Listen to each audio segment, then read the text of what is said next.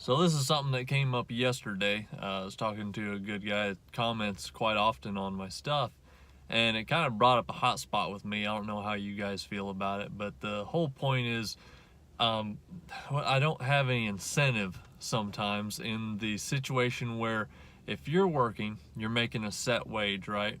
This is specifically for being an employee.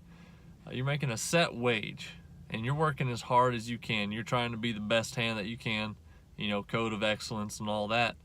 And then this other guy that's just a slug, he happens to know somebody, or he's in good with somebody, or related, or whatever it is, somehow he's making the same amount of money as you.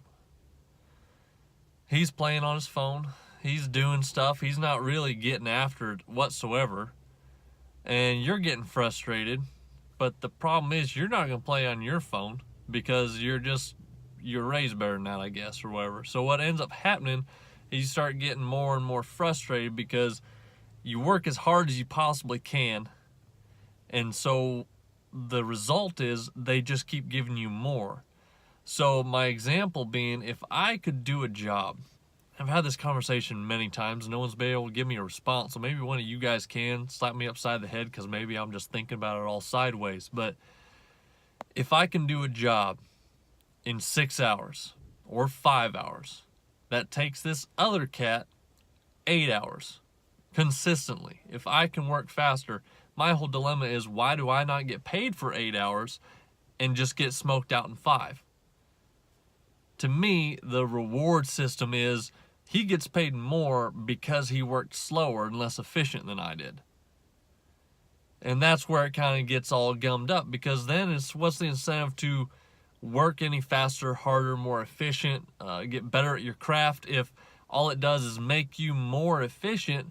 So then instead of getting paid better or get paid for the full 8 hours and only have to work 5, you then just get more responsibility to keep you busy for the 8. So you may be doing 2 or 3 jobs, all covering underneath the same 8-hour time frame, coordinating 3 different jobs in the 8-hour time frame, that this one guy is getting 1 job done.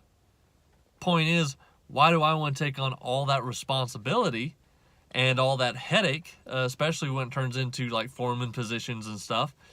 Why do I want to take that jump when it's not really a reward system? It's kind of more like, well, here, we're punishing you. We're giving you more work because you can work so fast. This guy over here is going to make just as much as you do, have way less responsibility, and he gets playing on his phone all the time. But you got to run work, you got to facilitate men, you got to make sure you have your material list ready whenever you go out in the field.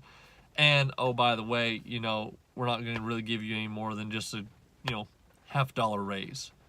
I don't see the incentive. So let me know what you guys think. It's actually one thing that really bothers me. It's why I jumped out of the workforce specifically, because it was something I thought was kind of a mistake or something that was being done wrong in a way. So I figured I could fix that by being my own boss.